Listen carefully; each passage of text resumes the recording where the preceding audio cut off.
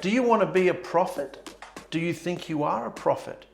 What is the spirit of prophecy? And should that be something we're going for? How does that tie into our behaviour revolution and what we're supposed to be doing as the bride preparing for Yahushua's return?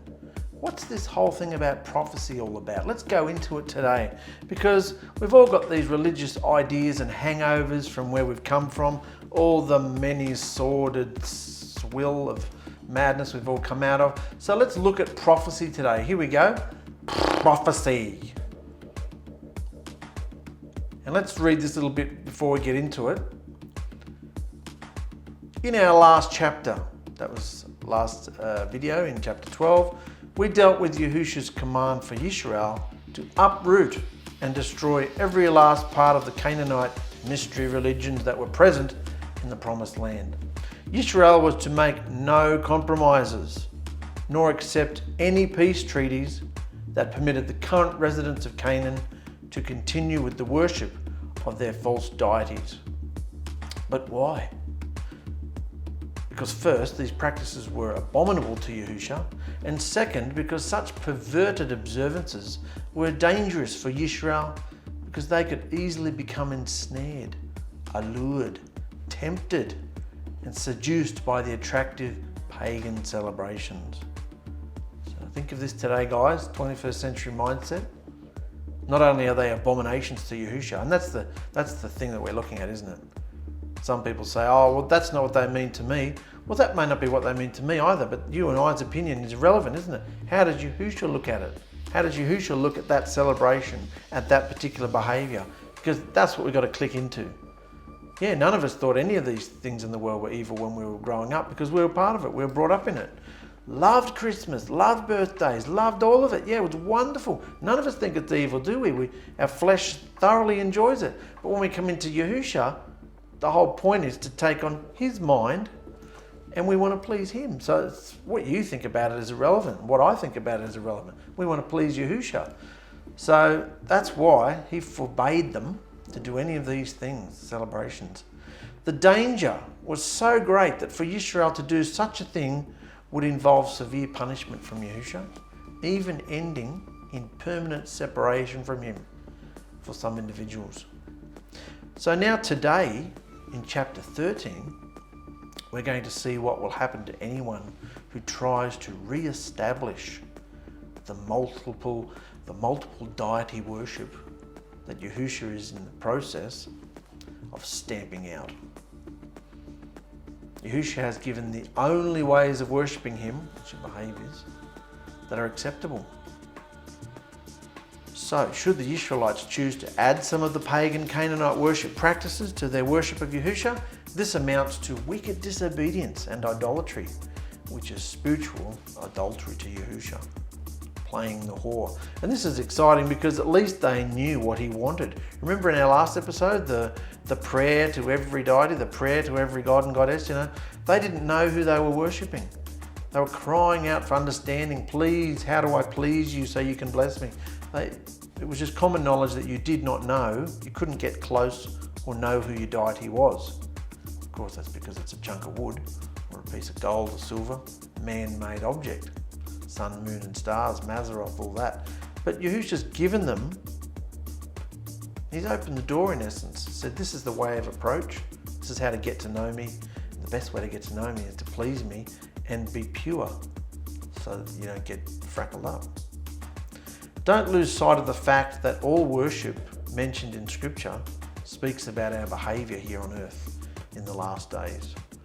Anywhere in Scripture where it's talking about worship, little ears should prick up, little antennas go up and see, okay, this is talking about worship, which means today, it's like code word for today, it's like behaviour. Because we don't go to steeples or assemblies or churches or mosques or synagogues. That's not 21st century behaviour of the bride. But our worship is our behaviour. So when the scripture speaks of worship, how does that read it? Ask Yahushua, well, how does this talk to me about my behaviour? What do I do about it? So let's go into chapter 13. which is very exciting because, of course, this article that we're going to go into soon about prophecy came up last week, and I've been renovating and had my head in the clouds half the time this last week, but look at the timing. Moses is talking about prophecy. Let's do it. Someday a prophet or a visionary, which is an inspired person or dreamer of dreams, they may come along. Someday a prophet or visionary may come along who is able to perform signs, wonders and miracles, or maybe even tell you what will happen in the future. So if what they say comes true, and then they say, let's start worshipping some new deities and idols that we know nothing about, which of course, let's look at it 21st century, this is introducing new behaviours, teachings, philosophies, not found in scripture. There's not many people would come up to us today and say, oh, here, I've got a piece of wood, or yeah, you want this little statue of a Buddha and you can bow down and worship it. Like, who cares about, it's stupid. But behaviours, teachings, mindsets, philosophies, things to get into. There's so many movements that we can get into and pour our money and resources and life into to give our life meaning, isn't it? It might be sport, entertainment, it could be anything, going to the theatre, We talked about the idolatrous worship in episodes ago. I had a whole list of them, things that the world is getting into. Gardening and fishing and you name it, there's a club on Facebook for it. So all these things that we can get in, and that's not to say you can't enjoy those things, but to put your whole mind and being into them, above Yahushua, what he wants, they're just things we tinker around with while we're waiting for him to come back, So if the person comes along, and this is talking about somebody who is legitimate in that what they're saying comes true, but then they turn to you and say, let's start worshipping some new deities and idols that we know nothing about. Don't listen to their madness. Don't listen to them. Because Yahuwah will be watching you, testing to see whether or not you truly love him with all of your heart and being, and are willing to stay on your path and the way that he's given you to walk today. You must be completely loyal to Yahuwah your Elohim and guard his divine instructions with fear and trembling, listening and clinging to his voice only. Listening and clinging with your fingernails, clinging to his voice only. Because remember, he rescued you from your slavery and bondage in Egypt. Why does he keep reminding them of this? Why should we keep reminding ourselves and being reminded of where we came from? Because we can get a little bit high and lofty, high-minded, can't we? A little bit up ourselves. Get a bit comfortable, don't we? We need to be reminded constantly, just as Yisrael did, don't forget who you are. You're nothing special. You were a bunch of filthy little slaves because of your behaviour, but also because I was going to show my works and my wonders in the earth, just like he is today.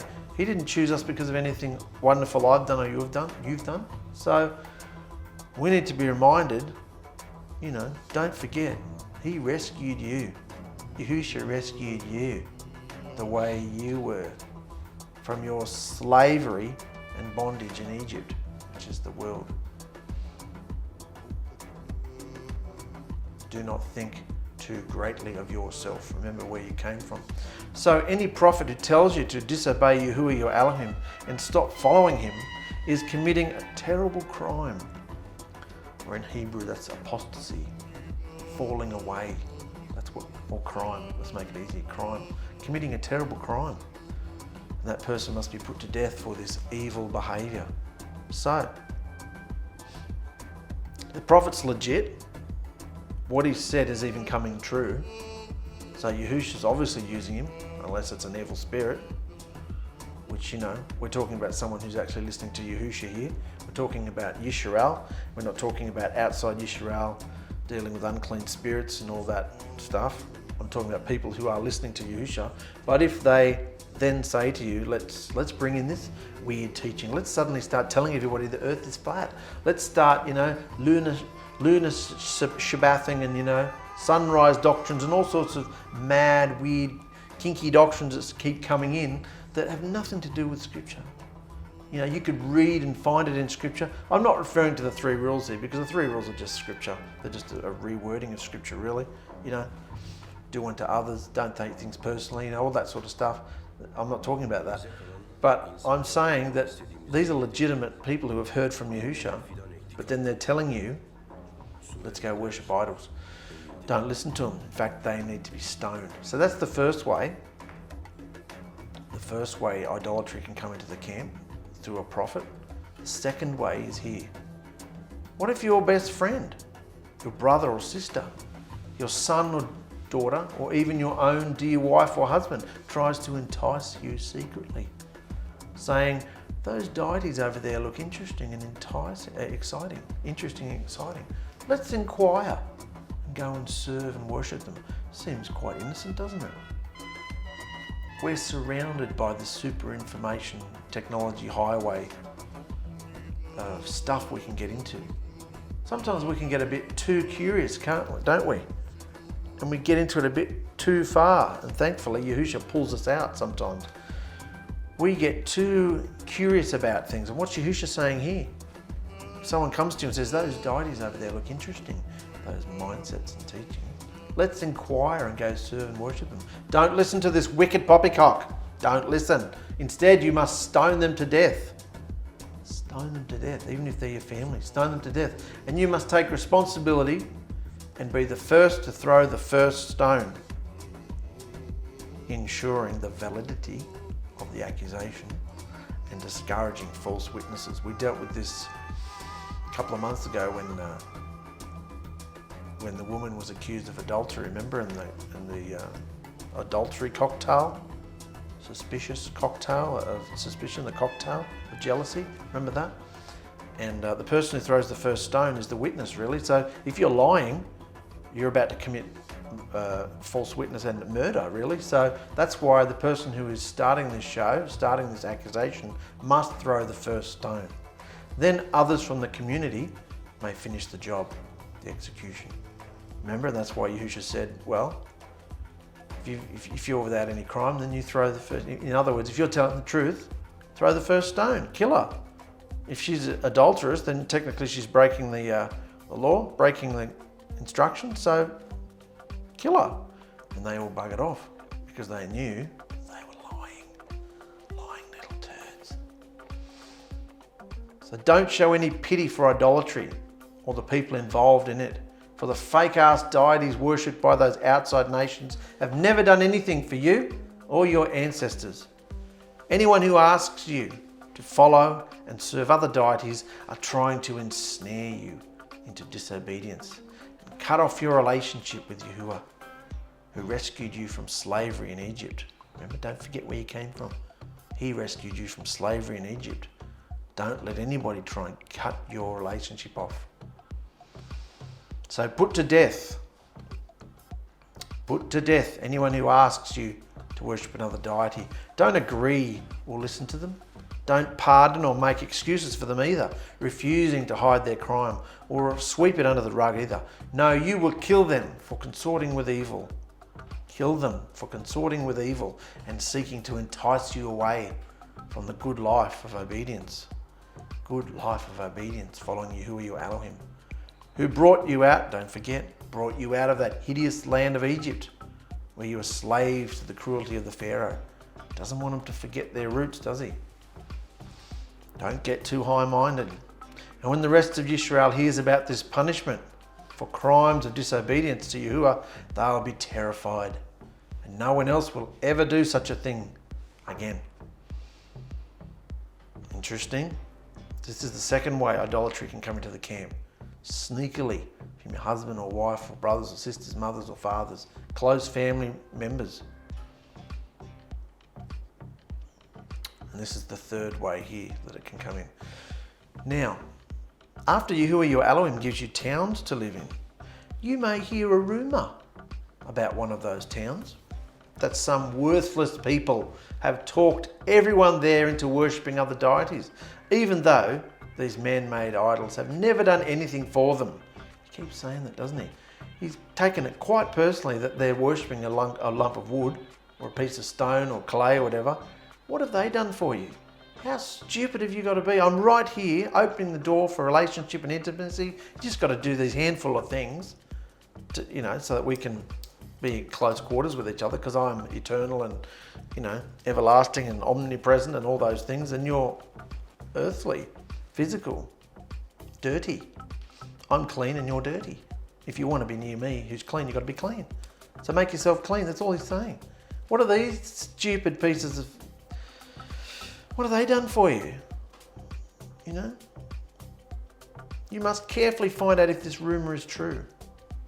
What's the rumour? The rumour that some worthless people have talked everyone there into worshipping other deities.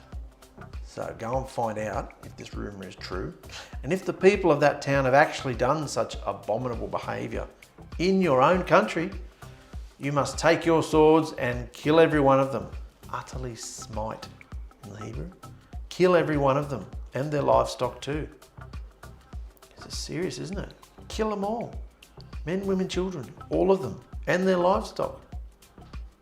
Then, this is how serious it is, gather all the possessions of the people who lived there and pile them up in the marketplace without keeping anything for yourself. Now, it was common knowledge that if you conquered a nation or did anything like that, you could keep all the booty, keep all the treasure. In fact, take the women and children too. They became your possessions, your concubines and servants and all those sort of things. And you increased your family and your power and your status. But in this situation, in an idolatrous situation, no way. You gather all the possessions of the people who live there, pile them up in the marketplace without keeping anything for yourself. So in other translations, if you read that it says, put them under the ban, this is what put them under the ban means. You don't take anything for yourself. You offer them up as a sacrifice and burn it. Set the pile and the whole town on fire. And don't ever rebuild the town, for the whole place will be a sacrifice to Ysahwah your Elohim. Then he will turn from the fierceness of his fury and will show you compassion, love you, and make you successful, just as he promised your ancestors. That's why you must always do what Ysahwah your Elohim says is right. So I'm giving you his divine laws and instructions today, so you are without excuse, and you must guard them and obey them diligently. So you can see how serious it is. Wipe out, up here we've got individuals. It comes from one man, a prophet. If he's going to start doing, paganism and encourage you into idol worship, kill him. Don't listen to him, kill him. Then it comes closer to home. In this one, husbands, wives, close family members, best friends. Don't listen to them. Kill them. Serious. And then, of course, we've got a whole town. You burn the whole, that bloody town, burn it down to the ground, mate. It's very serious. He hates idolatry. There are a number of ways, let's go into the commentary a bit. There are a number of ways in which this abominable behaviour could come about, and in chapter 13 we see 3 of those ways, and it has to do with individual Israelites who may entice others away from the pure way and cause them to fall away through disobedience. The first is whereby a man claims allegiance to Yahusha, publicly says that he has received a word or visions from Yahusha, and is even able to give a visible sign that comes true to prove that what he prophesies is authentically from Yahusha. So it sounds like this is an authentic, it's from Yahusha. Second is the case of a close relative or friend, in essence a family member, who in private and in secret tries to get other family members to accept forbidden deities. And the third is where a man has prophesied something that's from Yahusha and successfully gets the inhabitants of an entire village or city to adopt some form of pagan tradition and or some pagan deities. Now, this is not meant to exhaust all the possible ways for people to be led astray by false prophets.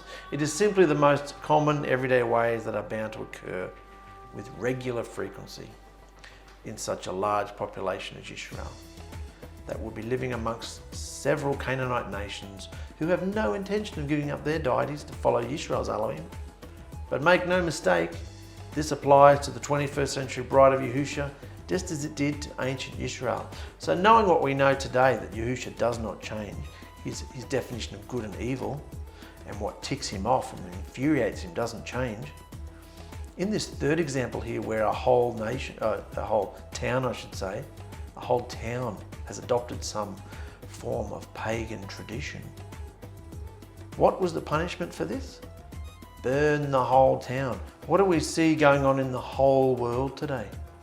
Pagan traditions, idolatry, worshipping idols, even the idolatrous, even self, lifting up the self, secular humanism, all those things, the Mazzaroth, nature, Mother Earth, all this stuff that mankind worships. So what's the punishment going to be? Burn the bastard, burn the whole lot. Burn him. Don't build anything there ever again. He's not going to. He's going to destroy it all and rebuild it, refresh it, restore it before the new city comes down. The first case tells of a person who is regarded as a prophet, or one who has visions, dreams, and who is difficult to refute, or argue with, because he claims to be a prophet of Yahusha, and what he offers as proof, as a sign of his ability to see the future as revealed by Yahusha, seems to come true. So what he's saying comes true. The problem is that this person who claims allegiance to Yahusha then says that Yahusha himself has told him that Yisrael should bow down to other deities as well. Now this may sound very odd to us, but to anyone living in that era, this was just the norm. Recall that one of the titles we'll find in the early scriptures for Yahusha is Al, Elohim, Al. And Al is a title that originated from the Canaanite mystery religions that denotes the chief deity, the highest deity, who rules over the pantheon of lesser gods and goddesses. It was common that a prophet of the Al, in whatever culture we might be talking about, would announce that Al has decided that his people are to add a god or goddess to their worship. Since all the lesser deities were under the authority of the Al, this was in no way abandoning worship of the Al, the highest deity. It was simply saying that one of the countless numbers of lesser deities who reported to Al was now to play a role in their worship practices. So the idea is to follow other deities in addition to Al, and the Hebrews were very comfortable with that idea. So they didn't see a problem with that. We'll just add another Al to our little hierarchy of Al's, and there's a chief deity at the top, and the chief deity has given us permission to add another one to our mantelpiece and bow down and worship it and talk to it. So this is just commonplace. Let's be clear, Yahusha did communicate to his people in ancient times by means of his prophets and through those who had visions. In general, these were two different categories. Prophets were the professionals. Prophets were often ordained as prophets and even supported by the community. So it's not as though a person would just pop up and declare he was a prophet, willy-nilly. Rather, it was a recognized position. A person who had visions generally was not a professional type, but rather a lay person. It could be a person who found favor with Yahusha and had these divine dreams, or it could be a leader or authority who received a revelation from time to time in a dream. At times, a prophet might receive his word from Yahusha via dream or vision. So these words are simply lumping both possibilities together and saying, do not listen to anyone, no matter how accurate their prophecies might be, if they also advocate worshipping other deities as well. So it's kind of like nothing to do with whether what they're saying is true or not. It's the teaching, whether what they're saying is in line with Yahusha's word. Whether or not what they say comes true or not is irrelevant, although that is a sign of whether they're hearing from Yahusha or not. But the true sign is whether they're being obedient, teaching what Yahusha teaches, particularly today. And then Yahusha says that the person, nope. And then Yahusha says that the reason he allows one of these false prophets to know the future, even though that prophet is trying to lead the people astray, is to test the Hebrews, to see who will obey him and who won't. The key here is that any prophet or dream interpreter who suggests following other deities or adopting some element of pagan worship is not to be listened to, Because the very suggestions that prophet is making are indications that he is evil. Instead, the people are to reject that prophet or dream diviner and put him to death. So I'm talking about people who use the name Yahushua. I'm not even talking about any other religions. I'm not talking about Christianity. I'm not talking about the televangelists who knock people over and all that nonsense they do, because they're not in line with Yahushua's word. They don't know his name. They don't know him. Oh, but I saw someone get really healed and I checked up a month later and they were really healed. So what? Whoop-de-doo-da-day. Evil spirits can heal people too, Signs and wonders. Satan can do all this stuff too, So, it says that many will be led astray through these wicked signs and wonders. That's no sign that they're in the truth. So, notice something important. The test of whether a prophet is false is not whether or not he is correct. The test of whether a prophet is false is not whether or not he is correct. It isn't even whether or not he claims that he is a follower of the Almighty Yahushua.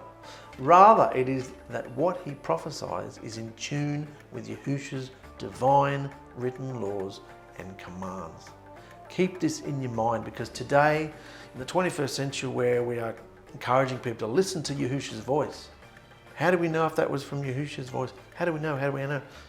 Yahushua will never contradict his word, particularly in your own mind, and definitely not in the scriptures themselves.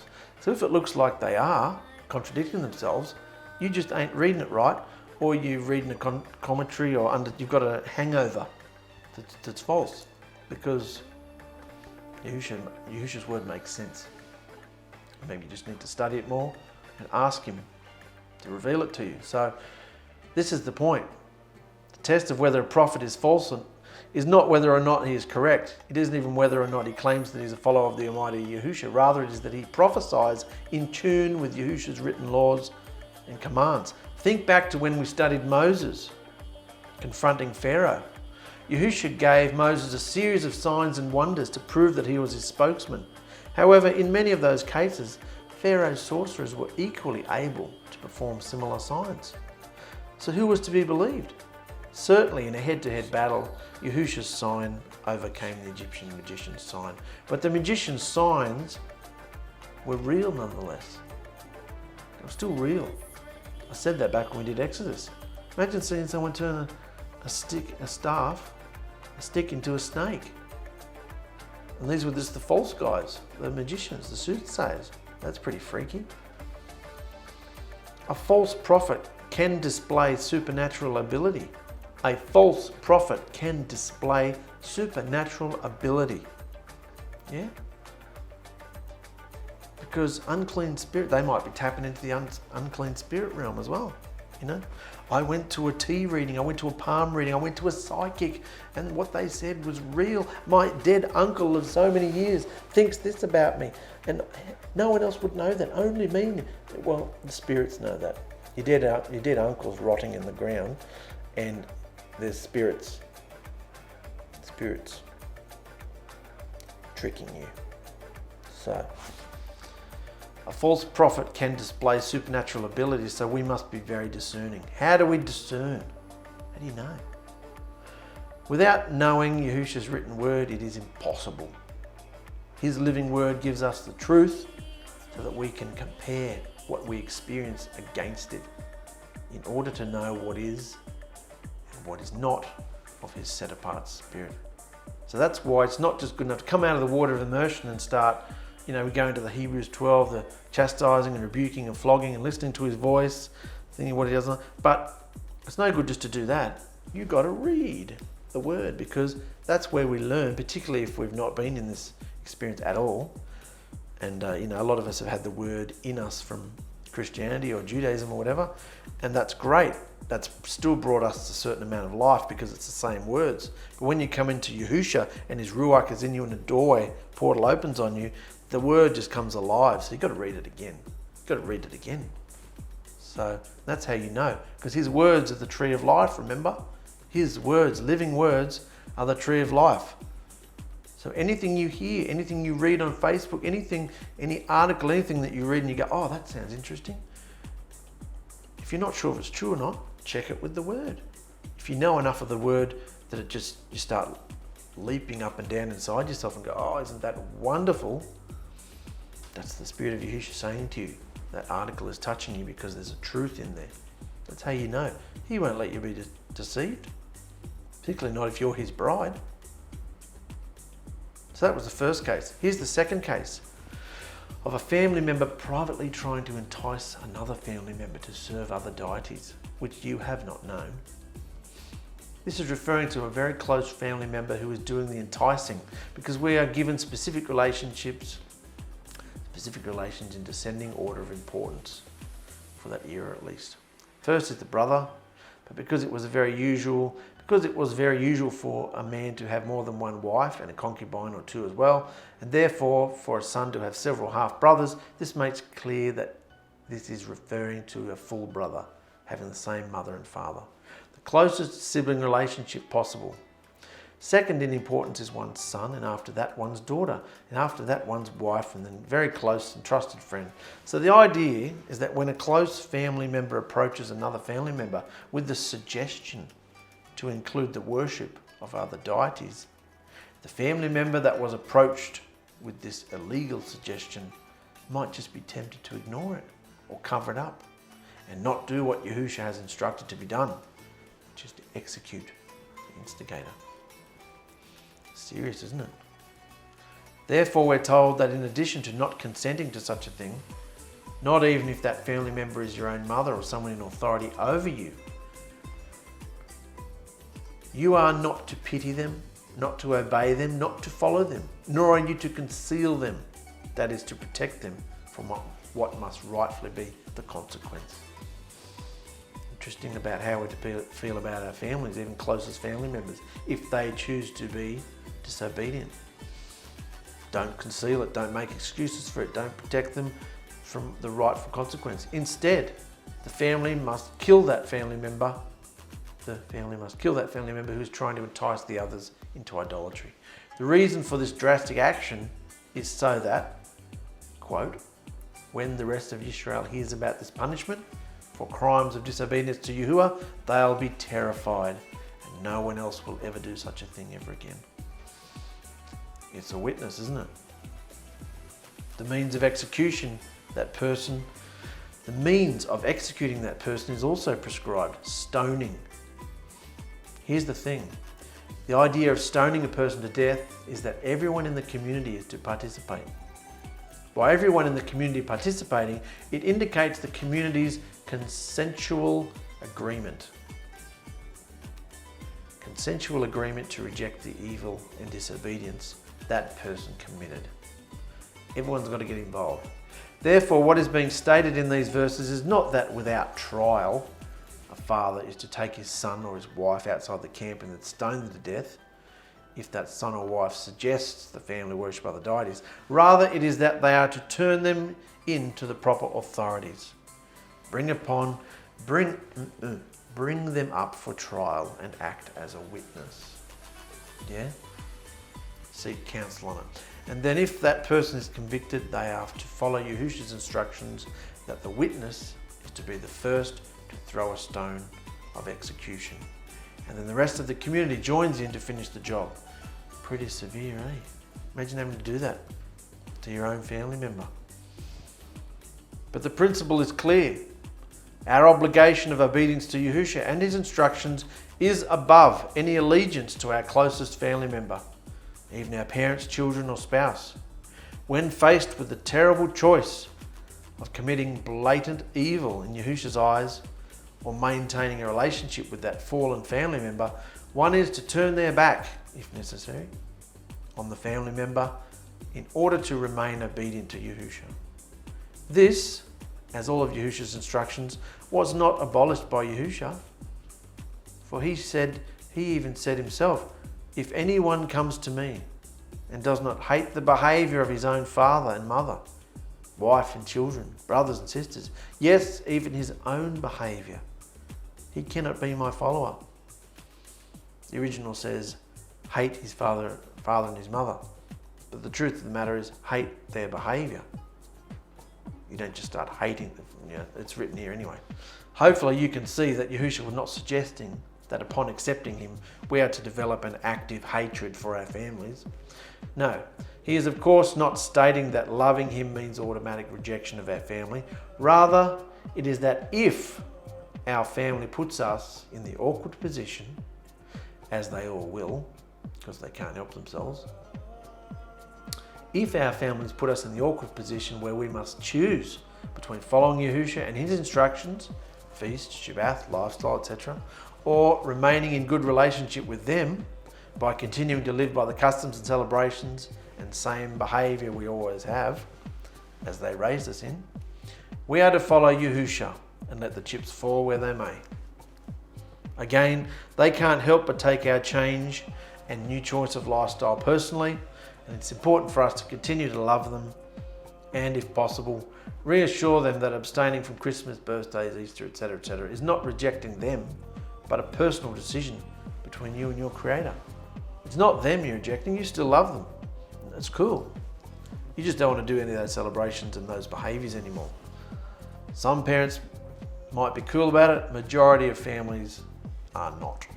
And that's the walk we have to go through. But it's important to not do anything rash. If I could do it all again, I wouldn't have taken my family's behaviour so personally, cut them off, wrote them furious, aggressive letters and have all this drama with them, because they're still doing what they're doing. Nothing that I said made any difference to them. They're still doing their country club, religious, churchy mindset. So it would have been better to just shut my mouth, and if anything comes up, no, Mum, just relax. That's not what I meant. I just don't want to do that anymore, and keep it calm. Keep calm, not take it personally. So, but you've got to walk that walk to have the experience of it. And none of us have done it right, really, because we're just so excited. We want to tell everybody in the beginning, don't we? How can they not understand? So we come to the third case. Third case given is when a person attempts to subvert an entire population centre by encouraging them as a community or congregation to fall away from Yahushua by worshipping false deities or adding paganism to their observances. In fact, the case here is of a Yisraelite town where it has already happened. It is interesting that the instruction for a trial to determine the guilt or innocence of the accused idolater is raised here as well. The consequence is that the entire community who has succumbed to this apostasy or crime, not just the instigators, must be executed. Not just the instigators, the whole town, the whole community must be destroyed, executed. Now, as a final judgment for the crime of idolatry that the entire community participated in, the town itself, all the buildings are to be destroyed, and the ruins of the town are never to be built on again. The Hebrew word used here for the heap or ruins of the town is tel. Those who have been to Israel today have been to many a tel, because a tel is just where a series of cities have been rebuilt, each upon the ruins of the previous city, often as many as 15 or 20 times.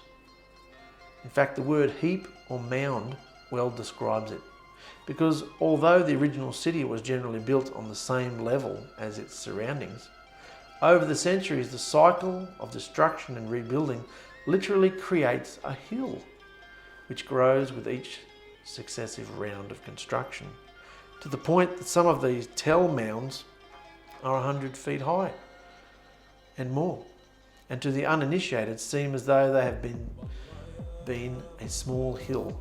There must have been a small hill jutting out of nowhere. So in addition to burning the buildings, the spoils of the city, the personal items that are usually confiscated and given to the military commander or king, are to be piled high and burnt with fire. This is called herem. And the idea is that because Yahushua ordered the destruction of the town due to his divine wrath being poured out upon it, this was a sacred and set apart act. Therefore, just as a sacrificial animal is to be completely burnt up on the altar and all of it given to Yahushua, so are the town's spoils to be burnt up symbolically, thereby giving it all to Yahushua as well. Makes sense? It's a sacrifice. We're not going to take any of it because it's been tainted, spoiled, it's unclean. with idolaters. Such is the seriousness of committing adultery against Yahushua. There exists no higher crime against his set-apartness and purity than for one who declares to be in union with him to willingly come into union with evil also. In this case, false deities. It is an abomination to him, and he utterly hates it. He hates someone declaring to be in union with him, his bride, partaking and behaving themselves in ways unbecoming of his instructions and his, reign. Because we're the bride.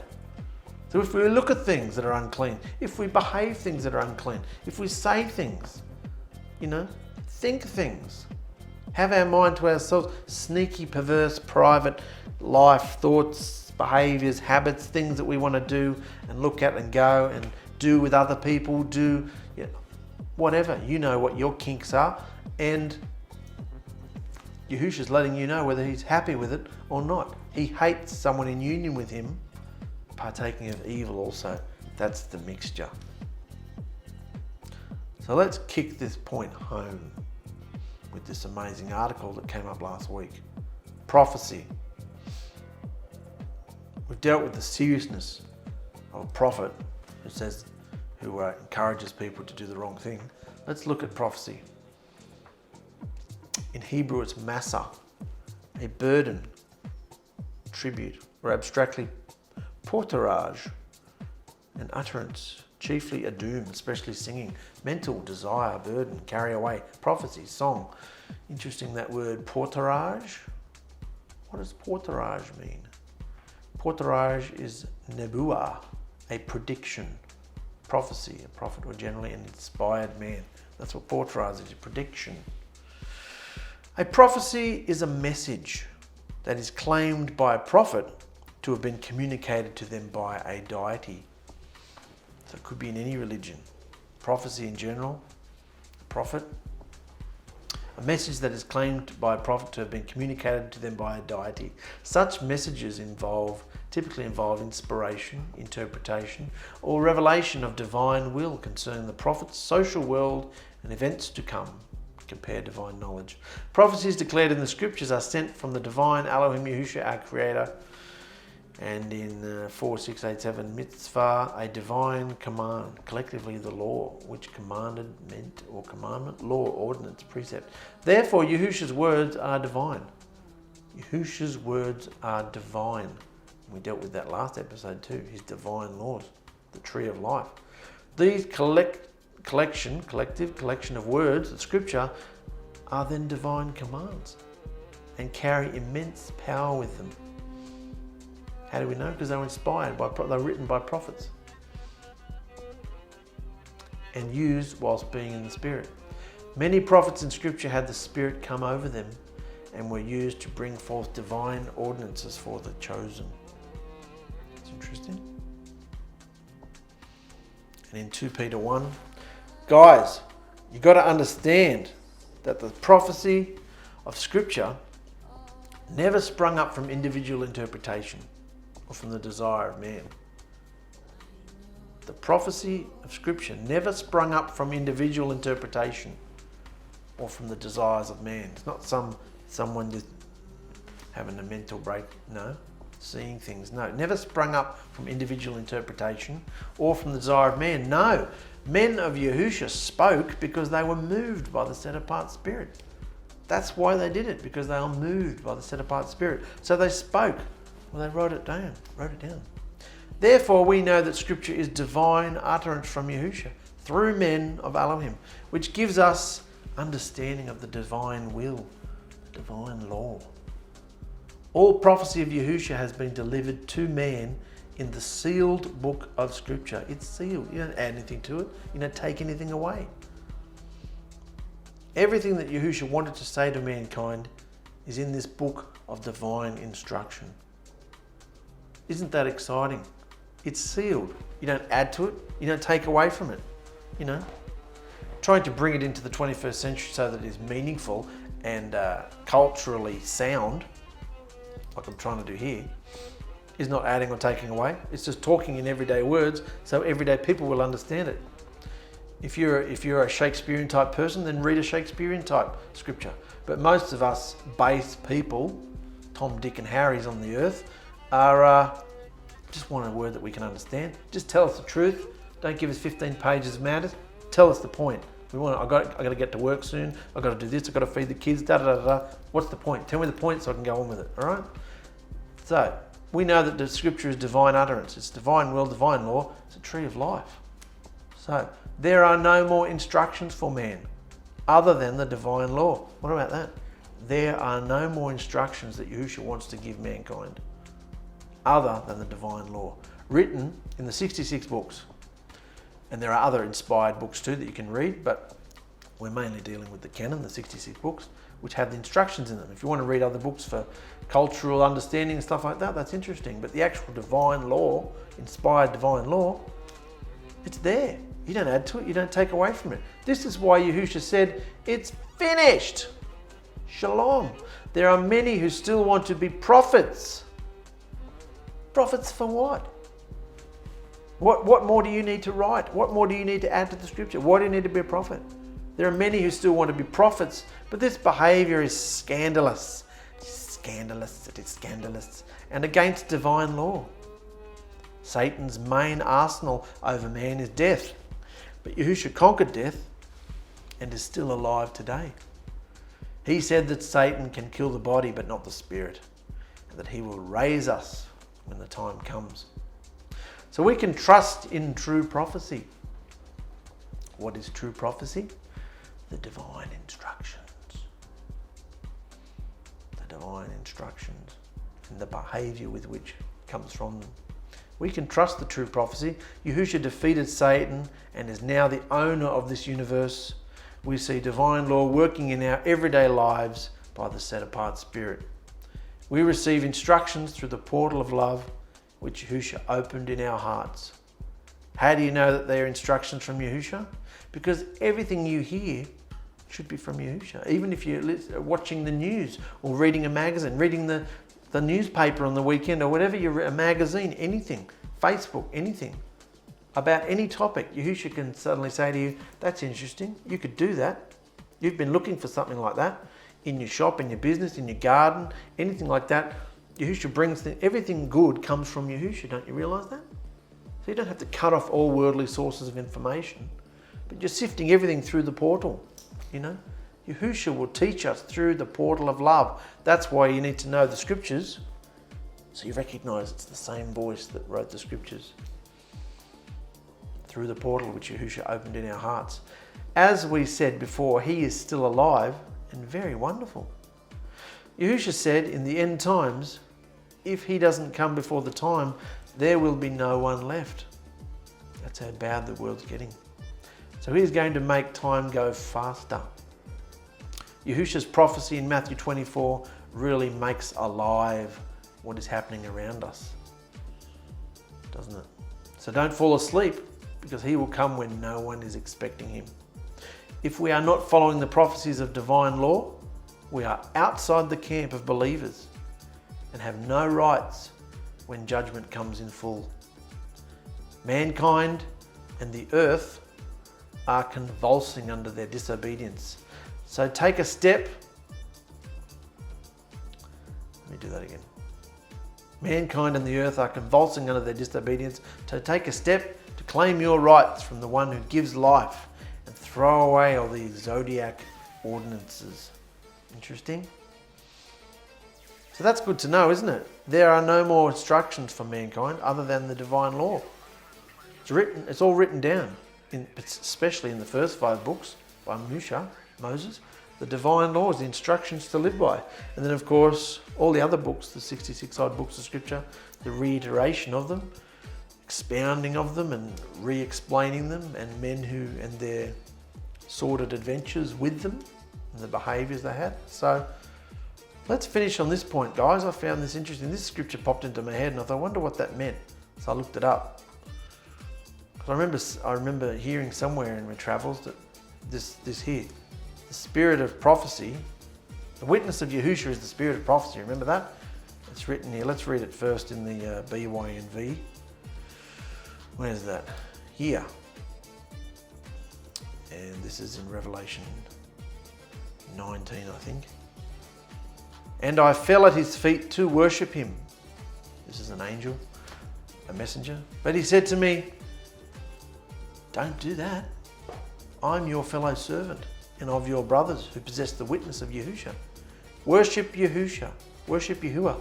For the witness of Yahushua is the spirit of prophecy. The worship of Yahuwah, the witness of Yahushua is the spirit of prophecy. The witness of Yahushua is the spirit of prophecy. Now let's look here. Worship Yahushua, okay? This is our version. Worship Yahushua, okay? For witnessing his reign. That's what a witness is. Witnessing his reign. That he's alive and opened the portal again. And behaving accordingly is actually the true spirit of prophecy. You want to be a prophet? You want to, be part of scriptural end days prophecy? Then do this. Because I've never liked that word witness. Never liked it because of what religion's done to it. But witness is all through the scripture. You can't bypass it. The ark of the blood covenant witness. What is the witness? The ark isn't walking around with a t-shirt on and stickers all over his, They didn't stick stickers all over the ark of the covenant, did they? The ark wasn't doing anything. The ark was sitting there.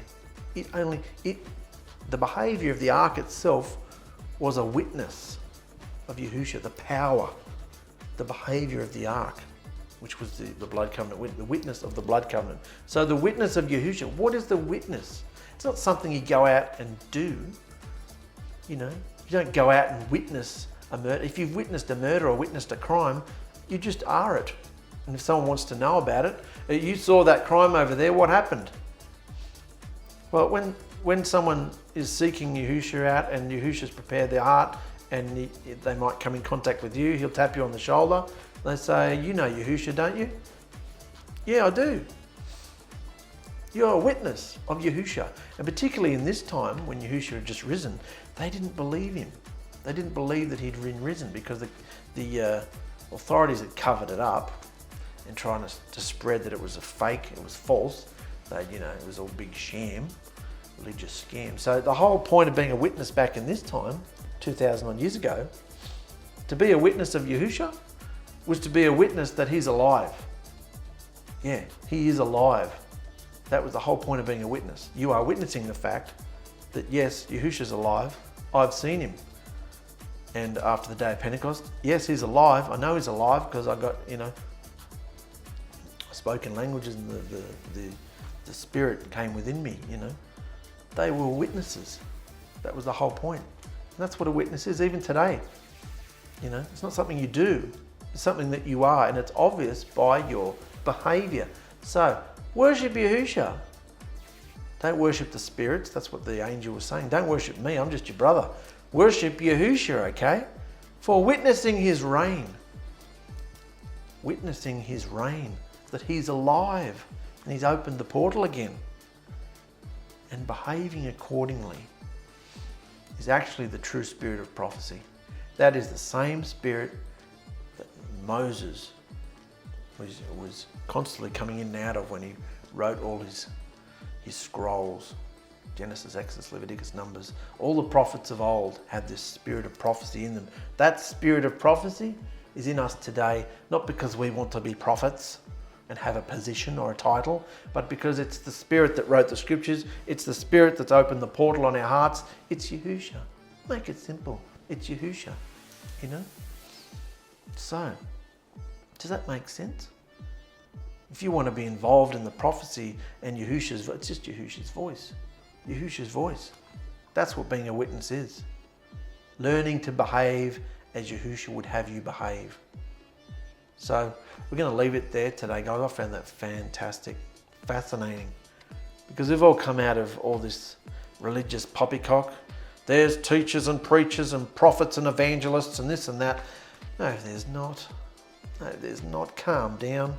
If Yahushua gives you a group of people to work with for a short time, do what you got to do, and when they're old enough, send them back out. Yeah, you got to go do it yourselves, guys. I'm not your teacher. I'm not your You know, I'm not your papa, your pastor, your rabbi, none of that crap, no. You certainly don't put certainly don't give yourself a title and you know, start asking for money and all that jazz. No. You know, if Yahusha gives you a job to do, you do it and go back to what you got to do. Anyway, that's enough for today. I love you guys. Keep swimming.